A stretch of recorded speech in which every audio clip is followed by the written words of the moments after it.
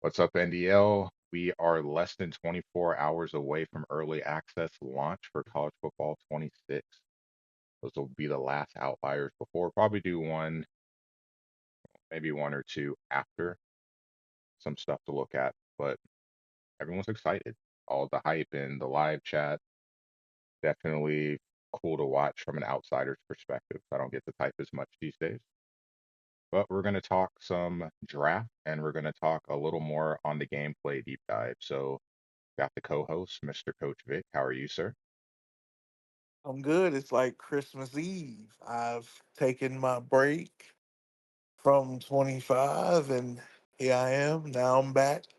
So I'm going to be chatting a little bit more in the live chat, but it's basically Christmas Eve now. It's definitely one way of putting it. I feel bad. I actually uninstalled the game yesterday. It took this long for me to uninstall Oh, man, like I told you, I did that 2 weeks ago. it. And then we also have a guest speaker. We have Coach RB, one half of the official podcast of the NDL, and he'll be back in a media fold this season. How are you tonight, sir? Hey guys, I'm doing well. Thanks for having me. I was about to play some Call of Duty, and none of my buddies were on. Penguin and Wes were in a game, so I'm like, you know what? I'm gonna jump in the podcast here. Thanks for having me, and talk some college football, man. I'm excited. Nice, nice. Well, happy to have you back in the fold, sir. Oh, we're going to Yes, it start is. here talking about the gameplay deep dive. We are talking about the offensive side of the ball in the last episode and touch on the defensive side of the ball. So if I can find my link real quick, I had some stuff bookmarked. And I would just like you, I'll read and kind of try to summarize it the best I can and get the opinion from you guys on these adjustments or additions. So the first thing, I think the thing that most people were excited about was custom zone. So just like you had route stemming on offense, you're able to adjust the depth on the fly defensively with the zones. I know that's been one of the key things, especially playing on All American, has been trying to figure out how is it even possible to get stopped or slow down an offense, especially if you have a general idea of what's coming. You only can control one person. Trying to get the other 10 guys in unison to stop something can be pretty difficult. So being able to do this, I think, is something that helps a lot. Also, with the safeties, you're able to align them differently on this year's game. The depth close, so have them closer to the box, deeper prevent. So just adjusting the depth of them pre-snap. The width, are they on the hashes? Are they closer to the sideline? Are they closer to the middle of the field? I think those adjustments, just to, if nothing else, just to give an offense a different look, is something that's very helpful. Just curious what you guys think about those additions to the game. I'll let you go first, RB. Oh, wow, I was gonna let you go first. So, a couple things come to mind for me. The first point I want to make is I struggle to understand, and I know some guys can do this and some can't, how quick they can make those adjustments because I tried in last season's game, and some guys play so fast it's almost impossible to like get those adjustments made pre-snap. Now I know some of the guys like Jiggy and Smitty, like they're just so quick. They're dialed. They know what they're doing. They kind of have the combinations memorized. It's muscle memory for them. For me, I'm just kind of like, man, how am I gonna be able to do this? Like, I already feel a little overwhelmed seeing all the adjustments you can make. It's probably just gonna take time to get used to. But all in all, I think it's a great addition. Of course, I mean, it gives you a fighting chance, right? I think a lot of guys got burned on deep balls because guys just wouldn't play their zones deep enough, and then the receiver would already be blazing past them. And I saw one of the clips I saw on Instagram was that you adjust that deep zone, that guy goes deep before that receiver beats you, and you have him over the top, which is pretty cool. So those are some of my early takeaways: is just the timing and how quick can you operate to make it all work, and one that it's just like a positive thing to see that the game is improving from one year to the next. I believe that the custom zone is going to be a game changer when it comes to us here in the NDL. Like that's really going to be a game changer. I feel like a lot of people, especially people who play on defense for the pass, I believe they're going to develop a technique for that early and go ahead and try to master how deep or how close they want to play a certain zone or certain coverage, like a cover two or a cover four or anything like that. You know, how deep do you want one high safety, two high safeties, bring both safeties down in the box, stuff like that. I feel like it's going to be a real chess match when it comes to those custom zones. Chess match is a keyword. So I'm going to add two other things, and then I'll offer my opinion. And if you guys want to chime in, you're more than welcome to. So speaking of chess match, now with show blitz, you can show blitz with just the linebackers. I've always felt it's kind of weird to see the safeties come up in the box if you're just trying to disguise it, because I want to disguise, I want to show you that I might bring pressure. I don't necessarily want to bring my safeties up, and that's something that can hurt if, even if you're playing a deep zone with the deep ball on last year's game. And then personally, my favorite thing is route commit. Oh, I haven't got to see too much of it, but being able to commit defensive players to a route, I think that's a really cool concept for both sides of the ball, offense and defense. So, Vic, you said chess match, and this is where this all comes into play for me. Just the ability for me, just the way I play, I don't think I'm super great at anything defensively. But one thing that I really try to do is pick up on tendencies of my opponent. So if you come out, like, I'm a weird person when it comes to stuff like that. Any game I play, I can tell you what you came out in on first down, what formation, what you did, and I file that away as the game is going on. So when we get into the second half, I start to try to figure out what are you trying to do and what can I take away. Stuff like this on the defensive side, I feel like will be a great tool set to help for someone like me that plays like that, or for someone that has really obvious habits of what they're trying to do with their play calling. So it's going to force the offense to have to adjust. And then that's where you get the chess Yeah, match. I'm super excited for that. and that's one thing that I felt like in the last game, the short drags and the crossers were pretty overpowered, right? You could probably get 6 or 7 yards almost every play if you ran those to death. And I think now, like, there's actually an opportunity with these adjustments or the route commits or the zone custom zones to like actually stop those and not let them happen. And obviously, if you overuse and abuse the drags and crossers, it'll affect your coaching report. But I just feel like when you kind of know it's coming and you're like, hey, it's 3rd and 6, and I can't keep my linebackers up close enough with these zones, even when I shade underneath, you can now use those tools to combat that or work that if you're playing a zone. So, yeah, I do like that. Yeah, I like my adjustments on the fly as well. Like I try to scheme up a way, if I see you're in a familiar formation or you run a familiar play, I'm a person that likes to match up, try to match up well with those type of plays or that type of scheme. So like I said, the chess match should definitely be on with the custom zones. I'm definitely gonna try to find a way to use that custom zone to my advantage because I've in the past I've gotten beat not with the short game, but like the moderate or intermediate, like the 12 to 15 yard routes, like a crossing route or short post or something like that, or a 12 yard out play or something like that. I've typically gotten beaten doing those type of plays. So the custom zones have helped me out a lot with those type of plays.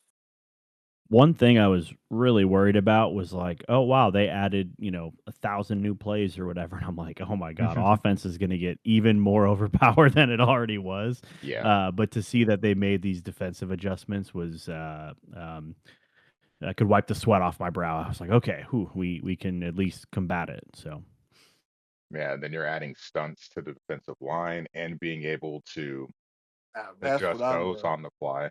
I will keep my fingers crossed on that one because I see potential for bad things with that in the hands of the wrong person. So As a D line user, half of the time, I love the stunts and twists that they added to it. yeah, just other ways to get pressure.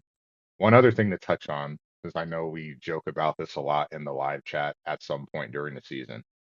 I don't know why they took so long to add this. I was so happy when I saw this. The RPO coaching adjustment. So just like you can play the option for the quarterback or for the pitch, you can do the same thing with the RPO. You can play it for the pass, you can play it for the run. Like, why do we not have this in 25? It was a much debated, discussed topic, but I feel like that hopefully will maybe make us see some more RPOs that actually get to the handoff. As a person who uses the RPO for handoffs, like most of my RPOs are handoffs. I really don't pass when I do a RPO. I really do that to set up the run, because it's a fake out. Because mostly everybody in the NDL is looking for a pass when it comes to a RPO. So I just hand it off and get 5 to 10 yards that way. So with that being said, now that on the defensive side, we can play the pass and we can play for those little bubble screens and slip screens and little short slants and stuff like that. We can play the pass. That is a great adjustment because now we're going to have to see people hand off the ball more than what they were doing in the past. Because most of the time when I watch games, and especially this past season when I did the update disc, a lot of RPOs with little bubble screens, and little slip screens, and stuff like that. Nobody really ran the ball and handed it off during the RPO. Yeah, I might be the wrong guy to chime in about this. I never ran RPOs offensively and defensively. I only had like one or two games in the entire version that I felt like someone really used RPOs quite a bit on me. But I do like that you can do that. That's a huge addition. I would say like 90% of RPOs I saw last year were passes, and they were mostly passes behind the line of scrimmage. So that is a nice feature that hopefully guys will begin to uh, one, use it, and then two, realize, okay, an RPO is more than just a bubble or a quick slant or a behind the line of scrimmage pass. There are other things to do with that. So yeah, that'll be interesting to see. It'll have guys be more creative because, like I said, you can hand it off, and with the whole changing up of the protection with the offensive line, you can use both of those to that advantage as well during a handoff with an RPO and slanting the old line protection a certain way. Yep. Yeah. One last thing on gameplay, and I'm just going to say the words, and you guys can give me a reaction. No eyes, no picks. Go. Oh god, I hated that. I completely hated that. I Man, completely hated that. it's um it's a double-edged sword for me, man. It's like if I'm making a user play and I'm there and I'm hitting triangle, I feel like I deserve that interception. The other thing is like I saw way too many backwards diving like no look interceptions, and it was like seriously, like, are you joking? That's insane, right? So it's a little, man, it's like you're gonna love it when it happens to you, but you're gonna love it when like you get away with it, but then when you're there in the right place for an interception and don't get it, you're gonna be like, man, that sucks. So I don't know, man. It's a double edged sword for me. Yeah, like in the deep Man, dive, they say the Willie Mays interceptions. Like that's the perfect way to yes. describe it. That is the perfect way to describe. I can give you a certain route. Man, I hate it when you had the post open. So you throw a Yeah. post to the outside. You throw an outside post. You got it. He got the man beat by 10 yards. And all of a sudden it's an interception. So Yeah. I Over the shoulder. hated Yeah. that. I hated it. I Immediately. wonder though, and this is one thing I haven't explored or looked into. No eyes, no interception, right? So triangle doesn't work, or why? I guess if you're on Xbox, will the user SWAT come back? Will the SWAT button be effective I again? bel Because I I believe remember that's back what it in is. yeah, because I remember back in the day, like a lot of guys perfected the L1 user SWAT back in the PS2, PS3 days. So that may be a feature or a strategy that you see come back because it's like, well, I know I can't pick it if I'm not looking, so I'm swatting it. I've Yeah, got I believe that's the animation they're gonna go with is the SWAT. So I've got three quick thoughts on it. One, I feel like it's correcting a problem that could have been fixed another way. You brought up the post route, and I started shaking my head immediately because the easier fix would have just been to. I know that as a user, I can arc the ball on my throws, but if just naturally certain routes had the ball arc, it wouldn't even be a. It wouldn't even need to be a thing because that post route should be thrown high. A lot of it's Right. just it's how it's been in EA games. It's a flat trajectory. So balls that probably shouldn't even be able to be touched are being touched constantly and picked. At least we don't have the super, linebacker jumps like we used to have back in the day where, everyone had space boots, zero gravity jumping around. Two, I wonder if we would get to a point where the interception button potentially just becomes if you can go for a pick, it'll let you, or just hitting the button will automatically go for a swat. I'm assuming no, you'd have to hit the swat button, but I wonder if we eventually move to that point. And three, I totally agree with you, RB. One of the worst feelings is either baiting someone. Like, I love when you have those double crossing routes, or you have what I like to call the dummy routes, where this route is being sent intentionally just to pull you away, but you fight through it and get to the real route and then you don't pick the ball.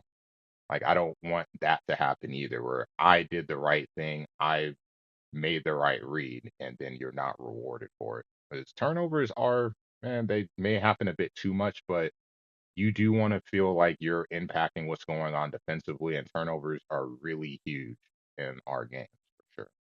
Yeah.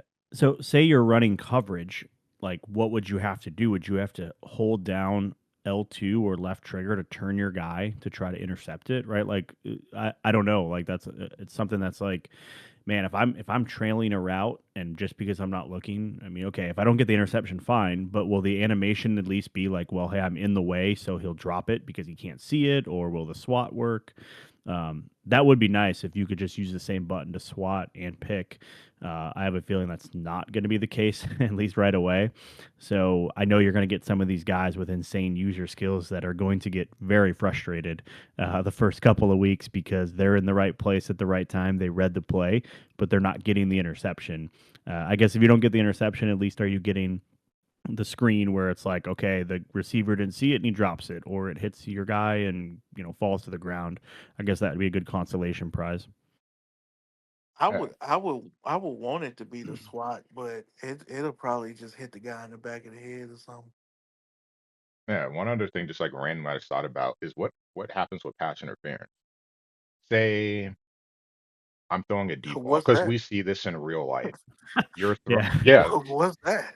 that's my point though. Like in real life, we how many times do you see a deep ball get thrown and it's underthrown, and because the corner doesn't get his head around, just runs right through the receiver, and it's pass interference. I wonder, maybe not necessarily PI, but how many instances we'll get of this early on because you can see, okay, as a quarterback, I know that this corner's not going to get his head around, so let me chuck it deep and see what happens. I wonder what we'll I'm see of that on this year's game. I'll be very surprised if we see any of that.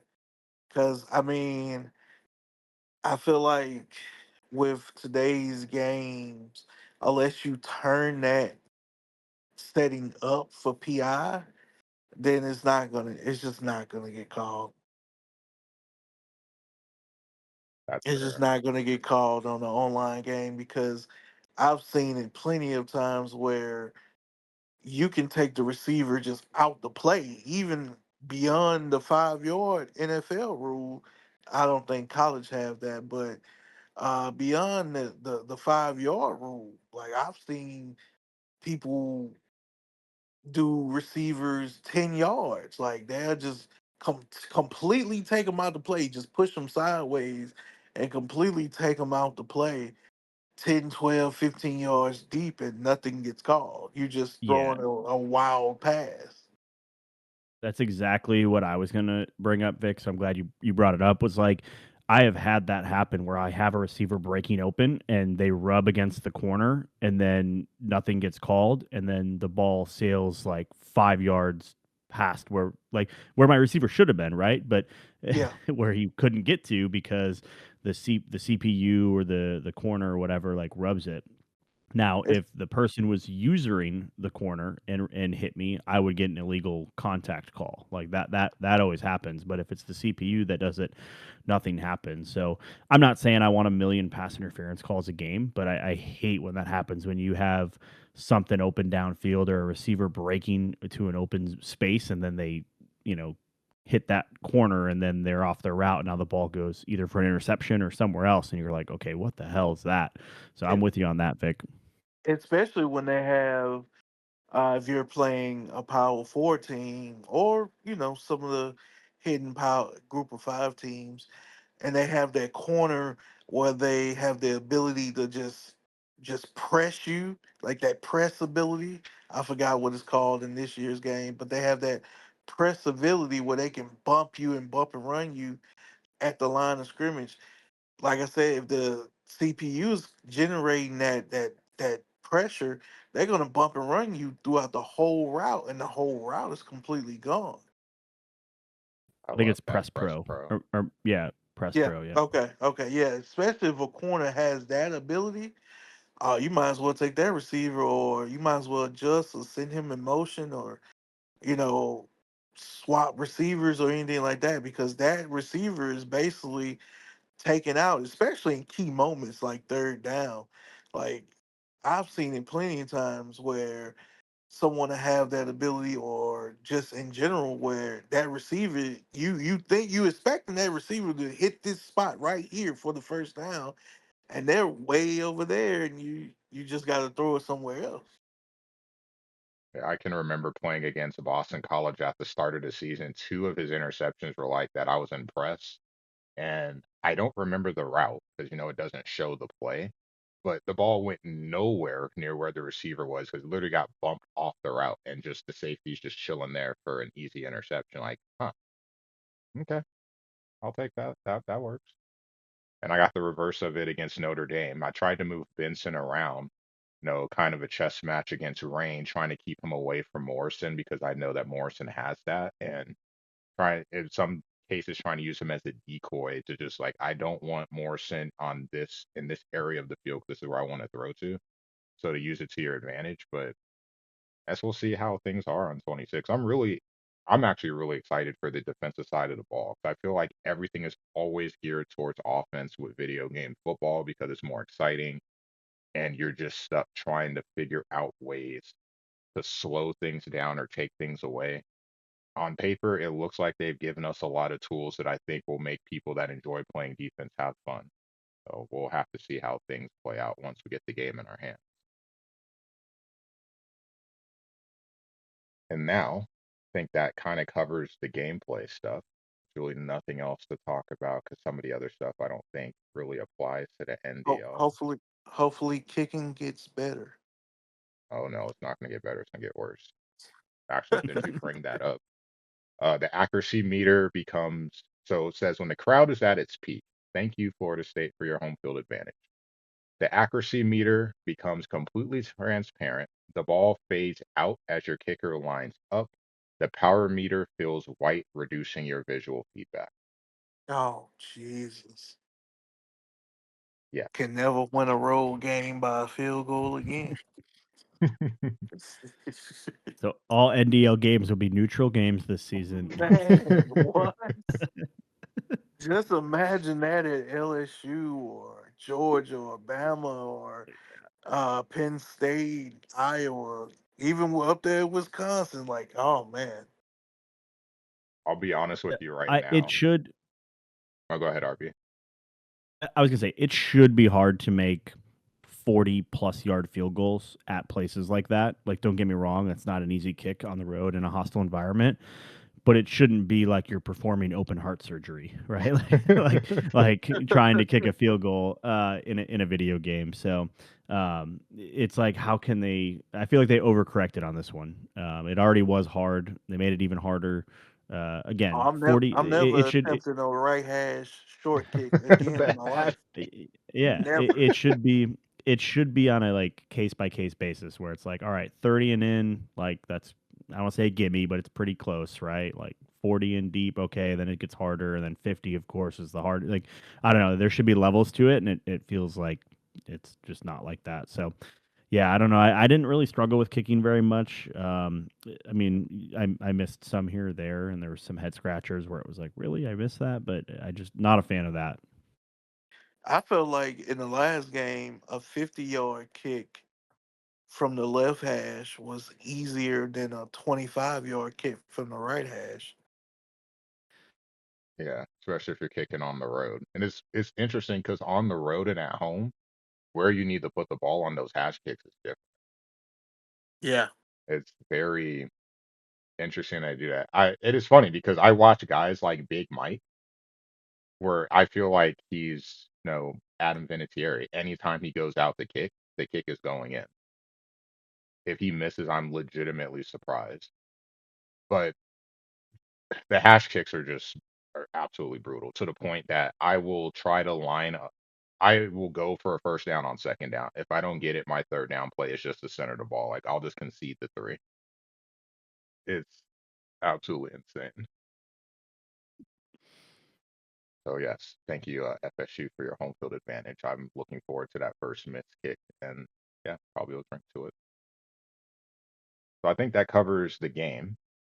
Let's talk about the draft. Coach scores surprisingly came out last night. Woke up to a lot of DMs from people about their scores, uh, concerns with their scores, and some new people trying to understand what does this even mean. So I'm gonna pull up mine. I had it up, but we were talking about something else and I went away from it. I know this is going to change and this will be a topic we can touch on as well. So for those of you that do not know, some of you that are newer to the league, you're graded. Think of it as a college course.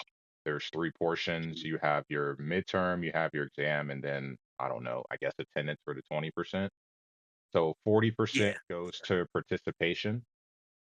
That would be your voting in the polls, entering your stats for every game, and I'm missing something. Oh my God, I can't remember this. Um, This is terrible. Coaching reports and polls. That's all it is now. Thank you. It's like, what is that third piece? Because the recaps Well, so are there bone the are recaps were, yeah. like if you miss something, five recaps will cover something that you missed. So all of that, which everyone should be able to do, is 40%. Then, and you have a 7-day grace period. I always want to add that in there because I don't think some newer people knew about that. Once the game stats are entered, from that point, you have 7 days to do the recap and to do the coach report. Otherwise, you get locked out. So it's just easier probably to wait a day to do your coach report.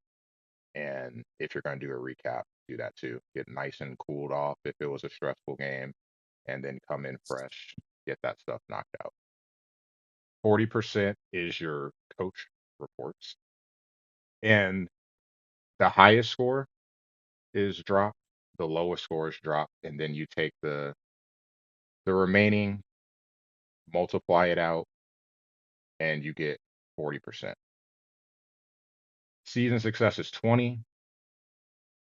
Your win goal is 40% of those 20 points. Your conference goals are 30%, and it will differ for each team. Obviously, your win goal you impact with your out of conference schedule. Conference goals will be based on the team that you have. On Florida State, for example, one of them was to win 4 conference games, so to go 500. The other was to qualify for a bowl game. And then 30% would be your rivalry games. So someone asked a question, I wanted to answer it on the podcast. Rivalry games depends on how many actual rivals you have in matchups. So for me, I have Florida State. I had Clemson, Florida, and Miami. Your rivalry games will always be 30 points, so it's divided among the amount of games that you have. If you have one rival, aka let's say Nebraska against Iowa, it's 30 points all on that one game. If you have two games, Tennessee against Kentucky, Tennessee against Louisville, each game is 15 points. I- One thing that some people do not know is out of conference, if you schedule a rival, like say Nebraska and Oklahoma, since they don't play during the regular season, you can have that added into the coaching contract for a rivalry game. So if you don't want all your games dependent or all your points depending on that one game against Iowa, you could add in Oklahoma. Not sure why you'd want to as a Nebraska fan because that's you're asking for trouble. But it makes each game 15 points instead of one game for all 30. And then you have the bonus points on the side. Bonus points for road win, ranked wins, whether you're ranked or unranked, wins over win goal. Like that section there is where you can really add to your total overall score to move up in the draft.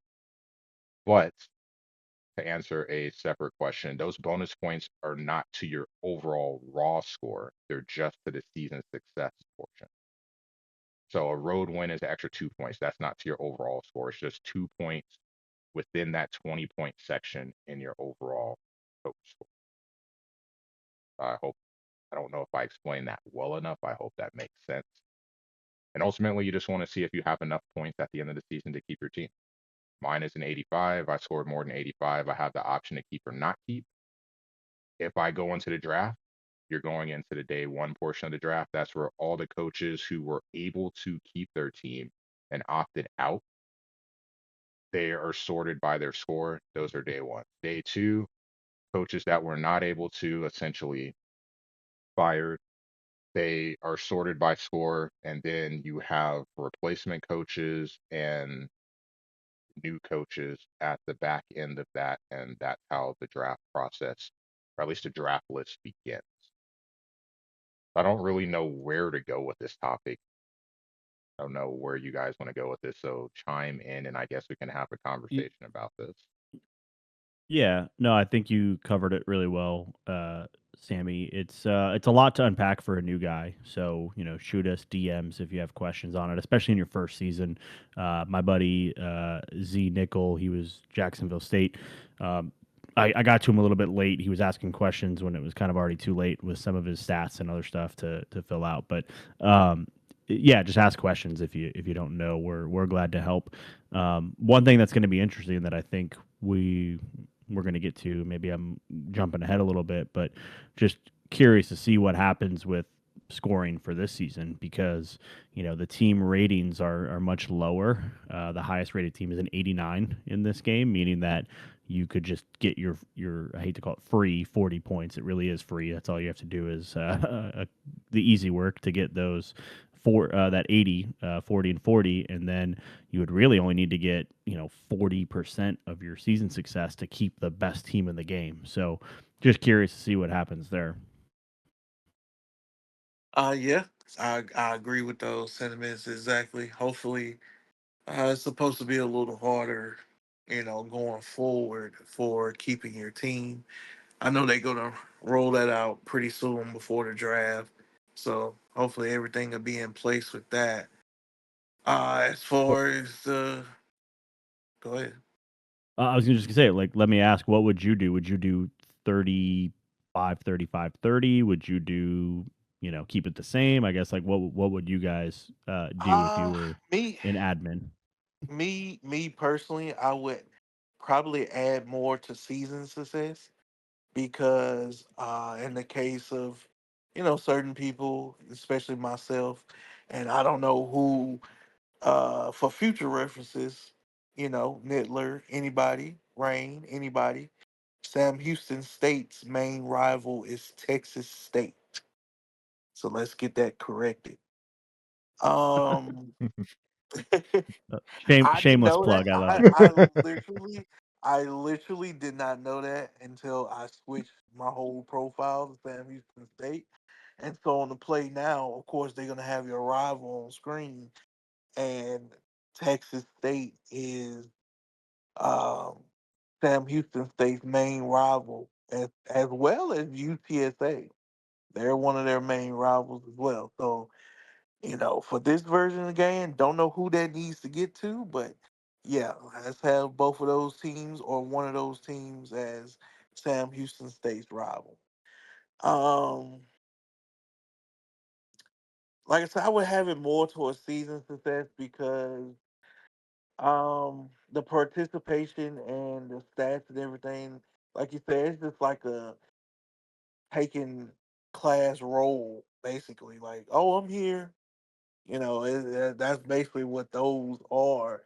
Because once you get into the mix of things, especially you new coaches out there, once you get into the mix of things, you're gonna know how important every game is as far as putting your stats in and doing your coaches report. Me, I like to put all my stats in right after the game and then do my recap after the game because I forget stuff.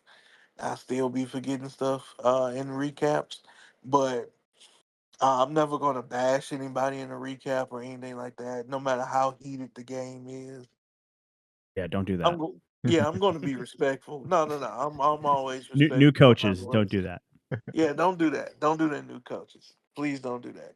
As a fairly new coach myself, because this is about to be my fourth whole season in the NDL, I've learned I never did it in the first place, but I've seen some other new coaches do it, and just don't do it. Just don't bash anybody. Be respectful. Um, that's coming from somebody who wants everybody to get along and everything like that. I may cause a stir here and there in the live chat sometimes, but it's just difference of opinion. I know what a difference of opinion is compared to an actual argument or actual "oh I hate you" or something like that. But going back to the scoring,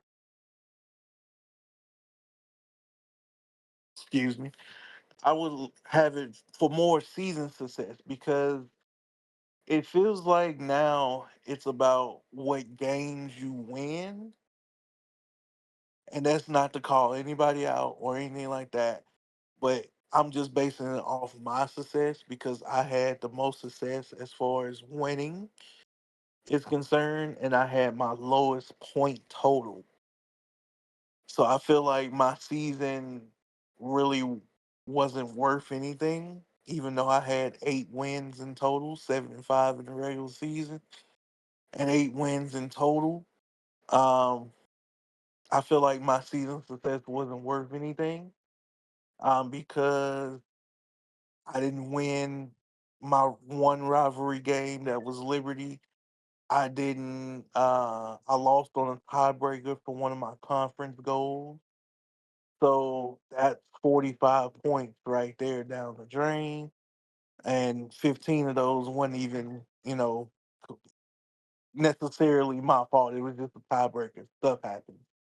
But Yeah. I just feel like season success should mean more. Like if you're winning 8, 9, 10 games with certain teams, I feel like that should mean more than somebody who won 3 or 4 games and they ended up getting more points than you. I know this is going to spawn a different conversation with my answer, but I'll go and we'll just go ahead and jump into it. So I think RB, you've been around for the NDO a long time too.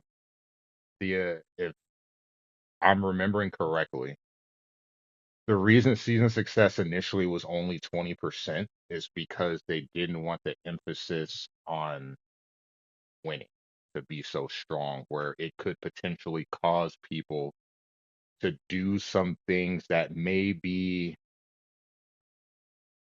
putting it nicely, undermine the rules, or saying, I'll take a hit in this coach report to try to get this win because of the impact that it could have on the season success. But I think from a culture perspective, we're in a much better place where we would be able to up the season success and lower the participation, like still keep the coaching report pretty high, but lower the participation so that it does put more of an emphasis on winning because as I know has been talked about in the live chat, and I'm sure in private amongst some people has been talked about with different teams and different coaches, there are some teams that you can keep them without having to necessarily have what would be deemed a successful season for that team. So that's going to make things interesting going into next year's game. As you said, RB, it feels like we kind of have pulled everyone towards the middle with the overall ratings of the teams without there being such Mhm. a bigger range. Everyone's closer together. So the scale is going to have to be different for next year's game. On top Yeah, of that, it's there's some other teams that sorry. are probably gonna like I feel bad. Like I love Free. I really do. This is definitely not a personal attack, but I he get his team gets brought up all the time because Yeah. Michigan is recently off of a championship, and there's other teams we were talking about before we started recording that have had great tradition in terms of success. So ultimately, my question is, where do we draw the line if we're going to add an addendum rule, so to speak? Where will we draw the line on what qualifies? Is it certain prestige? Is it, do they have to have like what type of success would they have had to have maybe over the last 5 or last 10 years in order to qualify for that? I feel like that would be an interesting conversation, and I'm definitely grateful not to be an admin for that either. Yeah. Yeah, I was gonna say, I trust the admins will make a good decision, the right decision, but something will most likely change, which I think is a good thing, right? Like change is not always bad, and some may be laughing at me hearing me say that, but it's not all Oh yeah. bad. But I will, Vic, I want to go back to something you said, like not every season score is equal, and I think right now with the current system it kind of almost is like that, where I went 7-5 and I had to effing grind to to get my win goal, my rivalry wins. Shoot, my schedule was insane, right? Like I had a 7 win goal and I had probably like a top 10 strength of schedule in the league, and I got there and I was rewarded for it, right? But then you could have someone who has like a 3 win goal and they win 5 games, and then now they're drafting ahead of me. They went 5-7, didn't even make a bowl game. Maybe beat one rival, got two above their win goal, et cetera, right? And Right. then it's like, oh, they got a 102 and I got, 101.5. And it's like, well, I feel like I deserved it a little more than they did because I played in a big conference and I had to grind to get to where I was or get my score. The one other thing too is a lesson learned for new coaches that I didn't mention is that even though recaps are not required, they could save you at the end of the season. I missed 2 polls this year, and one was my brother's bachelor party weekend, and the other was I actually logged on to do my poll, and then someone was like, "Oh, it's next week because block seven's an extra week," and then I came back, or then I never came back and did it. I forgot. So, anyways, if had I done just every recap, no matter what, it wouldn't have mattered. I would have gotten those extra 1.8 points on my score, and I would have gone from a 101.6 to like a 103.4, or no, my math is off there, a 102.5, and that probably would have jumped me a few picks had I done that. So just a lesson out there for those listening that it does matter and it's probably worth doing. But I'm with you too, Sammy. It's a catch 22. Do you make the season score higher and potentially run the risk of guys, getting a little more cheeky and winning like, oh, rivalry game, going all out, knowing that, hey, one coaching score is going to get thrown out anyways. Might as well risk it and get those extra 10 points, right? I don't know. I mean, I hope not, but I think we're more established than we were maybe 2-3 seasons ago. So hopefully that's not the case. Yeah, I hope everybody has integrity about that. Like, don't don't be a dummy and go all out for your rivalry game. We want to win all games, of course. We want to win every game, but we don't. All of us. in here don't have a natty or anything like that as of recently or anything like that. So like the main thing is to have fun, and that's why I do know the participation parts of it are higher than the season success. It's just certain things, like some seasons, like RB said, some seasons are not like others, basically, and so putting a little bit more emphasis on it, maybe uh maybe putting 35, 35, 30, or something like that. Something similar to that uh could be a little bit more weighed out. And the scores will be a little bit more weighed out that way. You could even flip it and do 40-20, just swap, season success with participation. Yeah. The one thing I do hope though is that people don't take participation for granted, because a lot of that is what help makes it's one of the things that help makes this league really unique. Putting in your stats is, that's the ability for us to be voting for awards, to have players of the week for the conference commissioners, just storylines, so to speak, for our individual Right. seasons as It- we're going along the way. So I'm not gonna lie, It's I'm also kind of sad to see scouting. recap's gone. Recap's gone hurt me. Yeah. No, it's also like scouting too. I mean, not everyone has time to pull up a Twitch stream and watch an hour of your opponent, right? Like, so it's like, oh, you can kind of go glance at those stats and see, like, okay, they're running the ball a lot, or this receiver is getting the most targets or most catches. So it's little things like that too that make this league fun and competitive. And I hope we don't. I don't think we will. We will. I don't think we'll ever sacrifice what we built this league on, which was the fun, the participation, Yeah. the polls, the coaching reports, the gameplay. Like those are, I think, the most important things. But it is important uh, to adjust and realize that a lot has changed in 10 years, and that the competitive slash actual results do matter, right? We do keep score here, so Yeah. yeah, just really interested to see. I'm sure a lot more will come out in the next couple of days, but I'm not worried about any changes. I don't think it'll adversely affect the league or hurt anyone or anything. I'm very appreciative of the stats because of my Heisman article that I will continue in the seasons upcoming. Um, because it gave storylines, like you said, it gave storylines like, oh, can Maffa do this, or can Nate Noel catch Maffa in rushing yards, or how is Devin Roche doing? For example, and I can give little tidbits in the article like, oh, this person has 4 200-yard games so far. Or this person averages 10 yards a carry and stuff like that. So I love the stats. Yeah. Well, two things. One, the Yeah, answer is Phil Maffa. The answer is yes. Like, there's nothing he can't do. Thank God this guy is off of the game. Oh my God. I was like, El Jefe, I'm sorry if you hear this. After your game was over, I felt bad for you because I was rooting for you as a fellow ACC member. Man, I cracked a beer open as soon as the clock hit zero. I'm like, he is gone. I do not have to face that man anymore. No more punching my defenders in the face and making them orange and red. And then the second thing, real quick, before you go, RB,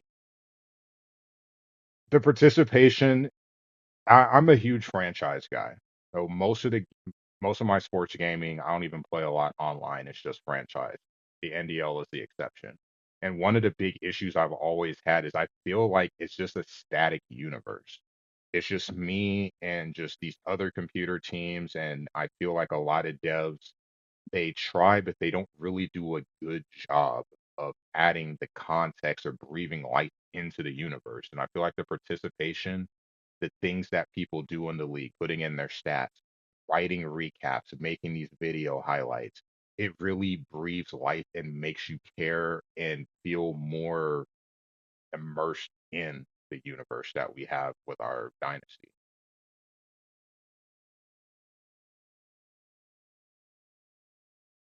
I'm not gonna lie, I don't even remember what I was gonna say.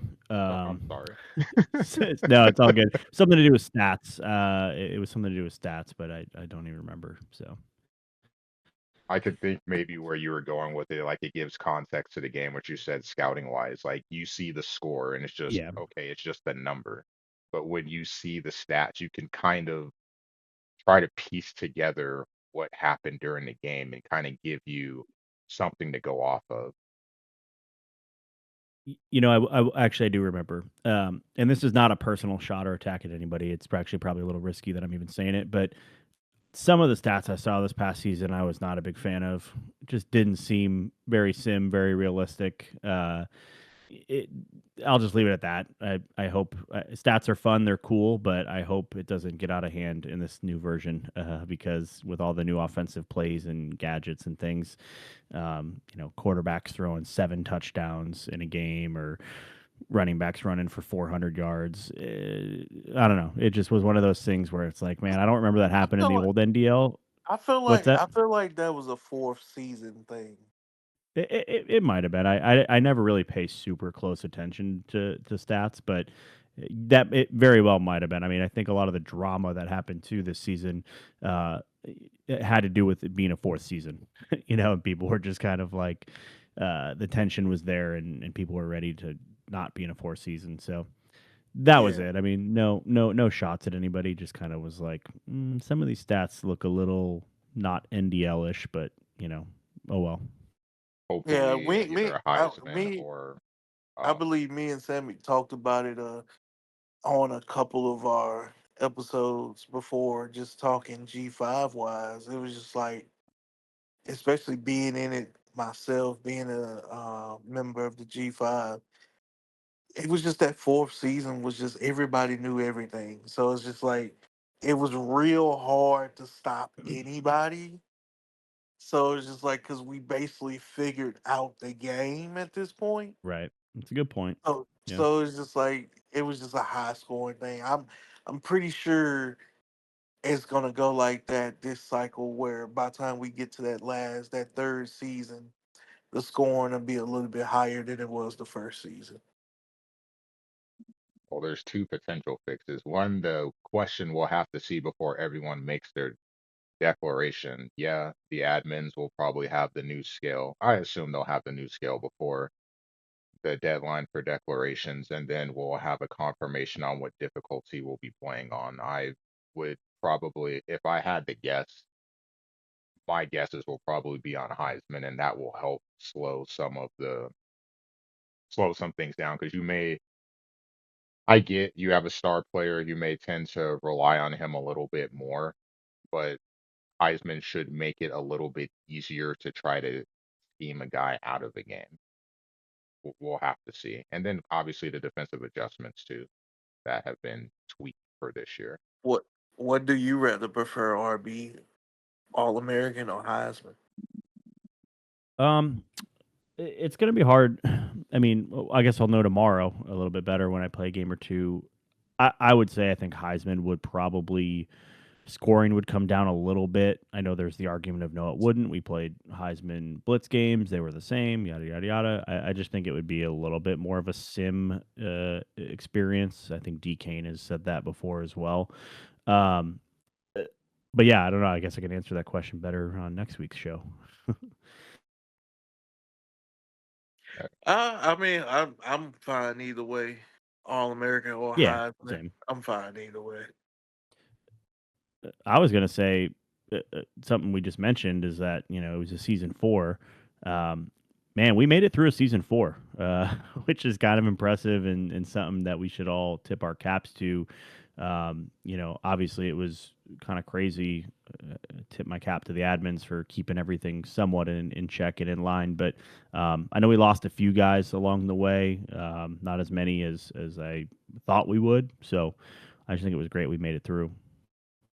it was a I grind. remember I think Sammy said something about that last pod, and I'm just reiterate. Like we had a lot for it to be a season four, and like you said, at the end people get a little tired and stuff like that. But as far as participation wise, for season four, it was highly participatable. Like everybody pretty much, especially during the season, pretty much played their game. Yeah, now we have a crop of new coaches who have played a full season or two at this point, Hmm. and I think we have like 10 or 12 coaches waiting right now to get started. So that'll be great to be full to start this next version for sure.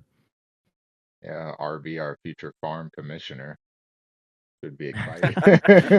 Yeah. Oh man, you had to Get bring that those, up. I brought that get up in the those media new chat. whippersnatters. Uh, for those who don't understand, there was a joke made in the media chat of all the media members that RB should take over the farm because he loves new coaches and dealing with them. I'm all Hey, for I it. would I'm do it. all I for it. would do it. I will have the time this year.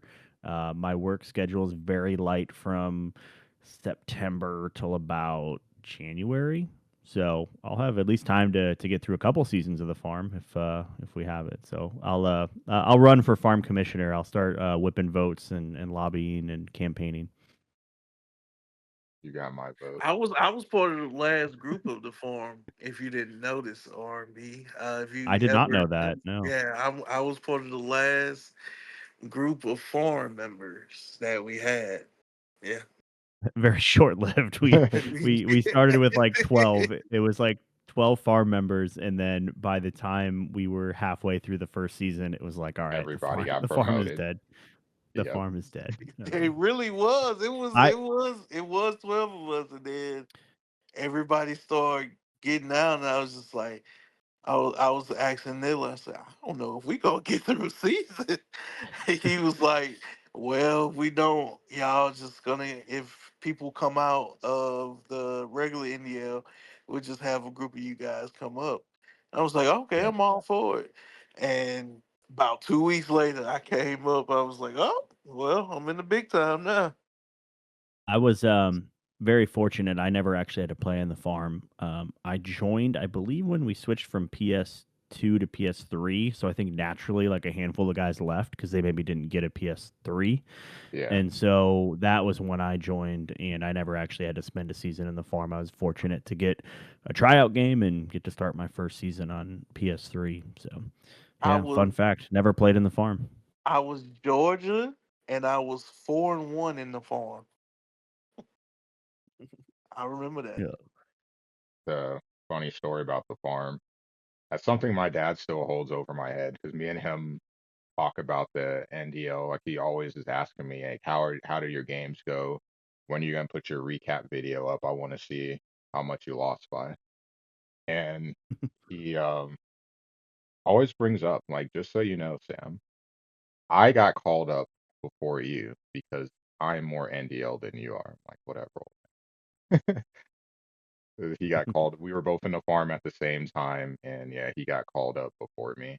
So he always held that over my head. I'm like, what the hell? How did he get That's picked funny. before me? But That's wild. fun stuff. But yeah, the farm I think will well at least get off to a good start with the farm for sure.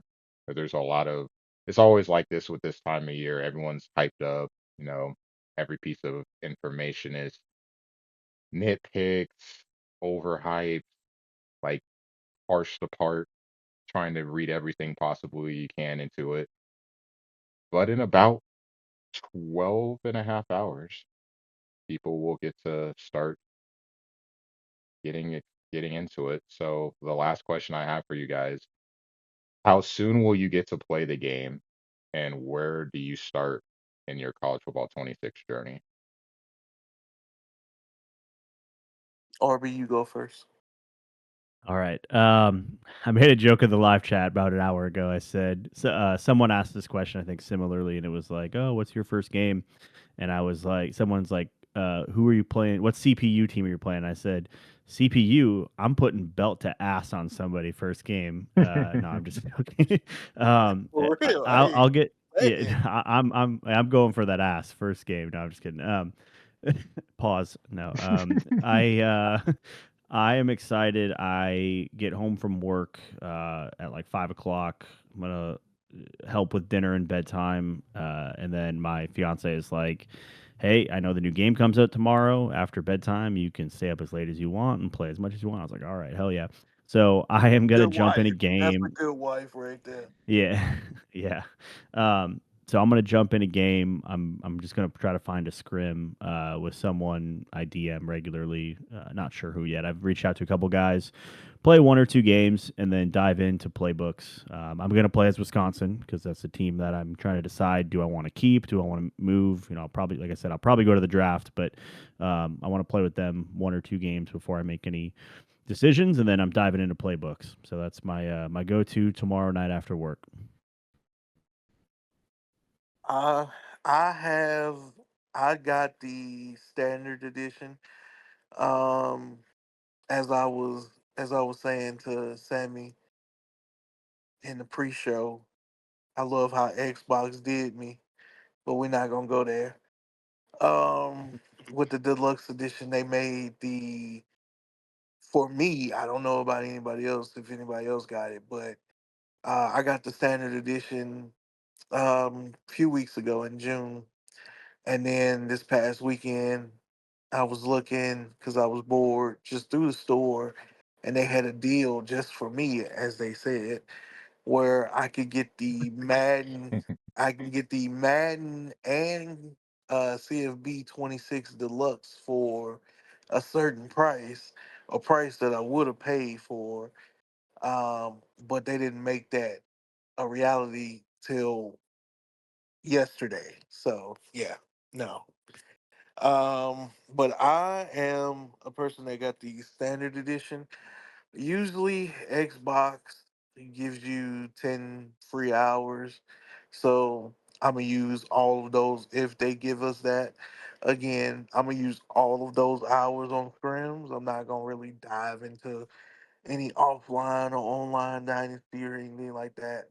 I'm just gonna dive head first into like scrims and playing anybody and trying to put belt to ass to people. But um Hell yeah.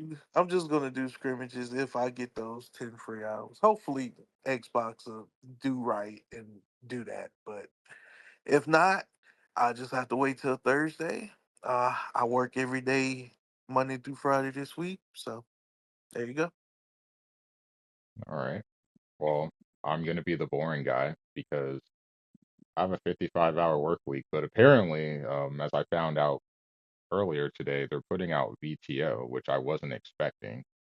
So I'm not gonna lie, I'm willing to concede working Tuesday in order to get some rest after work and some other stuff going on Monday, and then hop on Monday night. I'll be looking at 8 o'clock to see if that VTO is out. If it is, then I'm just gonna be up all night. Probably won't touch online though until maybe the weekend when I'm off. Just gonna start an offline dynasty. Jason, if you hear this, you're safe, no worries. I'm gonna start an offline dynasty. You know what team I'm gonna be playing as. I have no interest in them. I just want to play with them offline, kind of get comfortable playing the game, test out some of the adjustments, and then get ready for someone to come smoke me in this preseason tournament that Andy's running. By the way, a nice plug here. Preseason tournament. It should have been posted in every conference chat, and it should be a good time. Just a team that you potentially I think the thing was to play as teams that either if you're gonna stay as your team, play as that team, or realistically teams that you're looking at in the draft. So should be a fun experience, get to test out some stuff. And then the one thing I'm actually looking forward to the most, me and a group of friends put together my playbook. So it kind of felt cool as being a coach and then having your staff, so to speak, chiming in on different plays and stuff. No, there will be no angle screens, Mike. You don't have to worry about me running those against you. Might sneak in a rocket toss just to throw Oh you off a Lord. little bit. But I have fun putting together the playbook and kind of looking through stuff, and that'll be fun. Always on offense, and I'll try to find every single back formation I could possibly find in there. I'm gonna be a madman with my playbook. I have no idea where I'm going to go with it. I kind of like. one I had last season for the last game, but I'm gonna do some major tweaking to it. Yeah, I made my playbook middle of season 30 and kept with it, little additions, little subtractions, but I think this year I am going to commit to like really to deep diving into a playbook both offensively and defensively, and I'm gonna try to get better with these pre-snap things that we were talking about because I got so lost trying to mess with those in the last two seasons of the last version, and I'll never be as quick as some of these guys that I watch play in these championship type environments and playoff games, but maybe it'll help a little bit. So And I missed something too. Um, I just saw the notification. I had Discord down. CG asked, when will we know the draft order? We won't know until declarations are made. So the way it works is everyone gets their coach score, and usually when the game comes out, I want to say off the standard release, you'd have about a week. So everyone should have the game. We have a sizable amount of time to mess around with stuff, look at ratings. The admins will have a decision by then about what difficulty we play on, so that could potentially impact stuff. And then the coach contract, I'm assuming, will have that information available too. So once the declaration deadline is set, after that, that next day we'll have the draft list. yeah, but if I just had to guess, and this is not accurate information. If I had to guess, the draft would be somewhere between July 18th and the 20th that weekend. So not this next weekend, but the weekend after. And then again, if I had to guess, I would say the season is probably going to start usually like a Saturday night kickoff game or a Friday night kickoff game is what we do before we open to everybody. So again, guessing July 25th through the 27th, sometime in that time frame is when I think Oh, we'd start. So as long as it's not July the 12th, because I got a double header that day. I oh am no, we for we wouldn't start that soon. Yeah, not that early. I am that day is my sister's birthday, and for good old Sammy over there, because me and him are wrestling fans. I'm going to All In earlier that day Bro, for AEW. Yes. so Tony Storm. Okay, Oh, I can't the wait for that. the last thought now. I'm trying to remember what time it was because I want to say it was while I was at work. RBU made me laugh. Like it had to be at work because people are like, "What is so funny?" Like you can't stop laughing. Someone was talking. Someone was talking about the draft. I'm such a child. Someone was talking about the draft in chat, and then you said, I want to say like something it, along the lines of no it was no me, soft yeah. draft. The hard, like this Yeah, time we do it hard. I was just like, I I'm said not gonna lie, laughing uncontrollably at work.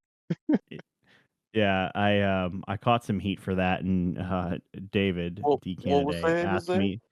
So someone goes, "When's the draft?" And someone was like, "Oh, we'll probably have a soft draft starting this date." And I was like, "No, no soft draft. I want it hard AF this year."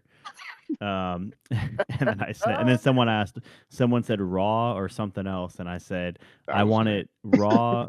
I said, "I want it raw and sandpaper hard," or something like Oh that. And yeah, it was yeah, I like remember. everyone was like, Oh "Yeah." man. Everyone's just like this, the reactions, and I'm just like trying to concentrate at work, and I'm just Every dying laughing. Well, David D. Canada asked, he's like, "Are you okay, man?" And I said, I'll let you know in 2 weeks if I'm okay or not." No, I'm just kidding. Yeah, it was a Oh, that's funny. little bonk on top of the head today for getting a little graphic. That's funny. I'm pretty sure wobbles actually hard or soft, but It wouldn't surprise me if it was wobbles. it Wouldn't would at all. not. It would not. I think with the excitement of this coming out and people chomping at the bit again, I would think we would do a hate to call it a hard draft. I think we'll do a draft like we did last year, where it's like boom, boom, boom. You got 10 minutes. Like let's roll. So hopefully Yeah, that's yeah, we how we need to do it. do that. We need to do it like that. I liked it that. Like that's the one we did for season 30, right? Hmm. Yep. Yeah, I yeah, drafted my yeah, team at 4 a.m. I was over in Europe, and I drafted my team at 4 a.m. When we yeah. did that. We definitely need to do it like that. I like that one. That was the infamous "Otani is better than Judge" statement that I had. Oh yeah, that was fun. Yeah, The those drafts back in the day were a lot of fun though. PS2, PS3 days, like trying to conveniently not be at work and just be seeing what is going on, even if I was keeping my team, just okay, this is what my schedule looks like, and having a sheet of paper or having an Excel, like, okay, these are the people I normally play out of conference, just watching to see who they take, who's filling up my conference schedule, and then just the excitement. Are there any surprises? Does someone get their favorite team where we can all cheer? Who takes that shitty school CU? Like it's a good time, always a good time. And then most Yeah. people are you get a big group of people in chat, so a lot of interaction and maybe some cup games that night, maybe some scrims that night. It's a lot of fun. I think that's all we got for today, really. I think we yeah, a little over, Yeah. little like an hour and 11 minutes. Always Yeah. try to keep it at I an just want to hour, and say we that never do. I just want to say thanks for having me, guys. It's good to be back on the media. Much needed break from my end. I'll talk more about it on the podcast and I will use this as a shameless plug. Jason and I will be bringing back the podcast for next season. So, that is The so the wonderful, official so yeah, NDL wonderful, podcast. Be happy to have you so guys back. yeah, wonderful. we got some much needed time off. We're excited. This was fun. I'm glad to be back. Talking about this awesome game that we all get to play and this awesome league that we're all part of. So appreciate you guys having me. We appreciate you being here. We love to see the original podcast come back. Love to see it. Yeah, It's man, coming. NDL media is of all things, the NDL media is the thing I love most. It's so cool to be able to just be chilling at work and just have my earbuds in and listening to podcasts. It's great stuff. Long live the Yeah. NDL. I think it would be a good, it's almost like and I know we're wrapping up, but it'd be good to do like a 30 for 30 documentary on how the NDL media started. And I'm just kidding.